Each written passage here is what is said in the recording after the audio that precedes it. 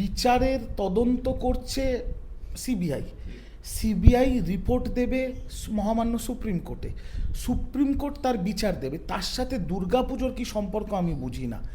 আর যারা দুর্গাপুজোর বিরোধিতা করছে তারা কি, এটাকে দুভাগে দেখা যায়, এক, তারা কি মা দুর্গা আর পুজোর বিরোধিতা করছে, আর যারা দুর্গা পুজো আর পুজোর বিরোধিতা করে তারা ওই বাম অতি বাম মাওবাদী নকশালি সংগঠনগুলো, কারণ ওরা তো দুর্গা ঠাকুর বা ভগবানই বিশ্বাস করে না। প্রাক্তন মন্ত্রী সুভাষ চক্রবর্তী ভুল করে একবার তারাপীঠে চলে গেছিলেন, তাকে লিখিত ক্ষমা চাইতে হয়েছিল। এই তো বাম মানসিকতা।